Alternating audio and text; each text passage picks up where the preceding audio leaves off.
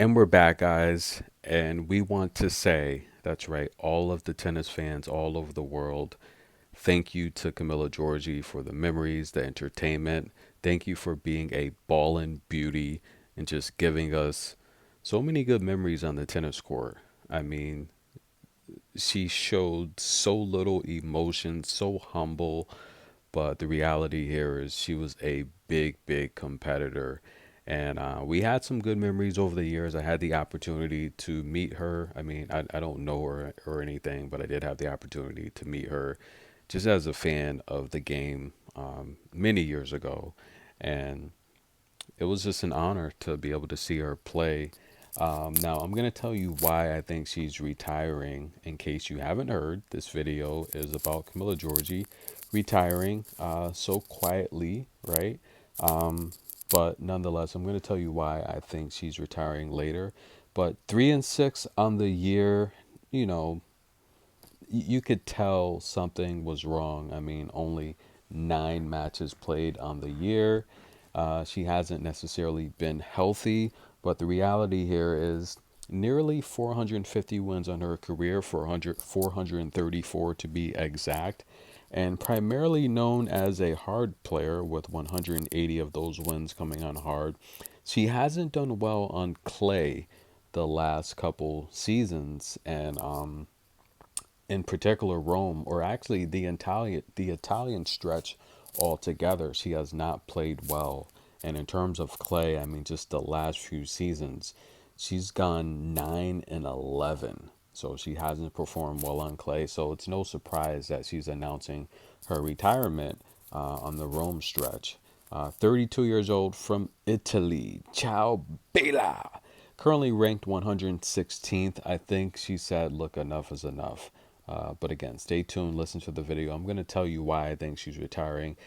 And she's been as high as ranked 26, but right now the top ranked Italian rather, excuse me, Jasmine Pellini. So maybe look, but I mean, if you take a look at the last few seasons, Georgie hasn't really played a long, grueling schedule, right? She does so many things off the court. I mean, she's a multimillionaire. She doesn't need the money. She's set for life. 23-18 in the 23 season, the 22 season, 16-16. But I want to take a look at the 21 season. Her best season as a professional, arguably, 26-17. And why? Because we saw her win Montreal 1000 event. 2018, she won the Upper Linz, and in 2015, she won hard Tojenbosch on grass. Now, I was concerned because, I didn't think she would win another title after her Tojenbosch. She did win the Upper Linz in 18 and in 21 Montreal. But again, and I've talked about this, I made videos in the past where I was concerned that I didn't think she would win another title because it's like her style of play is so aggressive. It's just the forehand. There's really no adjustments. There's no game plan. It's just playing to her strength. It's her best defense is her offense, right? But she's so very athletic, so fast. I mean, you have to love her mentality. You have to love watching her play. And in particular, thanks for clicking on the video. Drop a heart. Show Georgie some love. I want to take a look at her last championship, right? No, it wasn't Montreal. It was Texas, ladies and gentlemen, and I covered that tournament every match of the way. Georgie took out Mayer Sharif in the first round, 6-4, 6-2. In the second round, she would take out Nuria Diaz from Spain, the amazing clay player, and she would take her out. First set went to a tiebreak, but Nuria, very frustrated, she would lose the tiebreak and the match 6-2 in the second set. Georgie would advance, looking so good in her outfits this tournament. She's always looking pretty darn stylish, but you know what was amazing? We got to see Georgie smile. When have you ever saw Camila Giorgi smile? Look, she's even shown the tongue. Never, ladies and gentlemen. It's like the stars align. And then the next matchup, the quarterfinals, she would take on Sloane Stephens, ladies and gentlemen. And Sloane just seemed like she did not want to be here. Sloane was frustrated all match. But listen, here's how tennis works. Oh, and we're going to go back to who's in IT today. We're going to go back to the Nuria match. But listen, guys, she beat Sloane, and Sloane looked like she did not want to be there, uninterested. And here's the thing with tennis, right? If you come out stiff, your opponent's just going to style on you. They're going to hit winners. They're just going to hit winners where you're just not going to be nowhere near the ball. And that's what happened in this match. Giorgi was so fast and aggressive. Sloane was just one step behind, and she's like, "Look, I'm done." You know how Sloane, I'm done. Sloane did not want to be there. Double bagel, guys. And look, this was the talk of the tennis world for a few days after this match. Like, Sloane is so nonchalant. She only plays when she feels like it. But here's the thing with tennis. If you come into a match heavy, and look, Sloane always plays good in Mexico. But if you come into a match flat footed, tired, playing against someone like Camila Giorgi or Coco Gauff or Polini or Fernandez or Bruel, one of these fast, eager, explosive players, it's going to be a long match. And Sloane had a double bagel. But I mean, watching the match after the first set, she was like, "Look, I'm done. Get me out of here." So Georgia would win that match again. Smiles, more smiles in the post-match interview. That would set up a match against Katerina Siniakova, ladies and gentlemen. And of course, Siniakova, she started to go nutty, slamming her racket, knees bent Indian style on the court. That got pretty interesting very fast.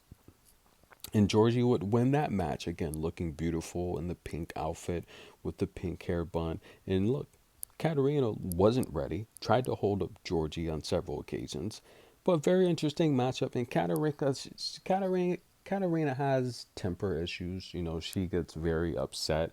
She's so good on the double side of things that sometimes she gets a little frustrated on the single side of things when things aren't going her way. She would lose that match in straight sets 7-5. The second set did go to a tiebreak, but Georgie came through victorious.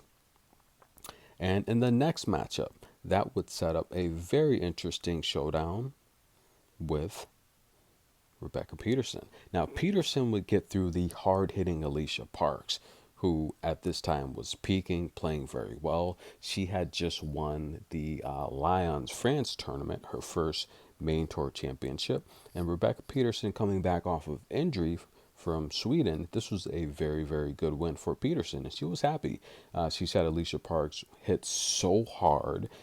She didn't think that she could return a lot of her shots, but she was able to get through it. So this set up a matchup with Rebecca Peterson, who the first set went to a tiebreak. I told you guys Georgie was the underdog in this match. I said Georgie would win the first set and the match. So I gave you two picks in this match. And guys, this was the joke this tournament. We know that Zachary has these little kids that, they come, they hold signs, and they cheer so loud for Zachary. And Zachary said Mexico's her favorite place to play. It's her second home. The joke was Zachary's fans switched to Georgie. Look, you're not going to get it unless you follow the channel. So, but nonetheless, that was hilarious. We saw Georgie get upset in this championship match, yelling at the chair umpire. She was upset, fuming, flaming mad. And Georgie, she doesn't talk much. She doesn't show a lot of emotion. She's quiet, possibly an introvert. Who knows? But she lost it here. And a lot of fans came in the comments and they said, look, Georgie, even though she's quiet, she's been having these outbursts her whole career. And look, she gets mad. She's been in drama. We remember a time where she was holding up Serena Williams, and Serena Williams did not like it. And we can even talk, and Serena Williams destroyed her after that. She got really upset, much like Coco and Brenda Favertova, how Brenda took so long, like a 10-minute bathroom break, and Coco said, I'm going to give you a bagel. And, Coco, here's the thing with Coco. She takes it easy on these younger players. A lot of people thought that Mira and Dreva should have beat Coco last year at the Roland Garros. I watching the match, I thought Coco took it easy on her. In the second set and third set, Coco just gave her two breadsticks. And then when they played again at the U.S. Open, Coco destroyed her. So Coco knows what it's like to be a teen phenom, crying in interviews because she lost. So I feel she takes it easy against some of the younger opponents. And then once they get their confidence, she destroys them. But we also saw Georgie have it out with Garbiñe Muguruza, who showed Iga a lot of love in her championship win over Sabalenka. She was in Madrid, where she kind of like Muguruza like spit on her hand and attempted to shake it. that was disgusting. And Muguruza she's something else, but Georgie, yeah, I guess I can see it. You know, we've seen her get into some pretty heated exchanges, but this was a really good match here. She won the first set tiebreak. She got upset at the chair umpire. Now Rebecca Peterson would bounce back in the second set. She would win the second set 6-1. Dad was there. Her coach was there. Now she got rid of that coach. I kind of thought something was up in the camp because she just got rid of Dad, hired a new coach, got rid of him. It seemed like there was some turmoil, and a lot of people think that father should have possibly stepped away sooner. And I've heard several of the professional announcers, former players, say there's no adjustments with her game. She plays one way, and I had heard one announcer say she played Georgie like 15 years ago, or not 15, about 12 years ago, and it's the same style. She's like, she literally plays the same way 12 years. She hasn't made any changes. So that was a like running joke, but she would come through and get this championship. Now, Rebecca Peterson, literally coming back off of injury, she looked really, really good. A good defensive player, a good counter puncher. But again, we got to see Georgie smile as she would win the third set 6-2. And this would actually be the last championship of her career. She gave a short but brief speech. And again, it was good to just hear her talk because she's so quiet and shy. So that was big. But probably one of the biggest matches she played last year was on the grass season against Venus Williams, as she came into this matchup a huge favorite, a 10-1 favorite, and she would actually end up losing this match in three sets. Venus won the first set, Georgie won the second set. The third set got interesting. Venus would walk away the champion. Fans and Georgie was upset, but here's the thing: Georgie's just giving Venus the fastball. That's what she wants. Venus wants the fastball coming straight at her. She doesn't have to move much, and she could just destroy you down the line. Georgie couldn't believe it. She was upset, and she hasn't done well against the Williams sisters. And we had people in the house cheering for Queen V, and that there is a victory for Venus Williams. But nonetheless, guys, want to say in terms of Camila Giorgi, again, thank you for the entertainment. Thank you for the memories. Thank you for just being such a beautiful woman on the tennis court and off the tennis court. And guys, she finishes her career with a total of 434 wins, 4 main tour championships. On the lower level, she won 5, 9 championships overall. Thank you, Camila Giorgi. Ciao, Bella. Like the video, show some love. And why do I think she's retiring? I think she's retiring because she wants to have a child. It's different between men and women's sports. Men can play as long as they want until they're uninterested, or they just don't have the ability. In terms of females, their clock starts ticking biologically. They have to have children. And we've seen so many of these great female athletes just sacrifice so much to bring us entertainment. Once a female hits over 30, 31, 32, it's really tough for them to produce. Their egg count starts to diminish. And for these ladies to sacrifice so much to play sports for so long, I think is amazing. I do think we're seeing a newer trend where these ladies they're going, and they've shown that they're going to start having children in their mid 20s, get it out the way, and come back and be a working mom. And I think that's probably the best way to go, because they can do it. They're amazing. Support female sports. I'm your host, Good Energy. Like the video, show some love, hit the super thanks. See you guys soon. We'll be covering the rest of Rome, and be right back.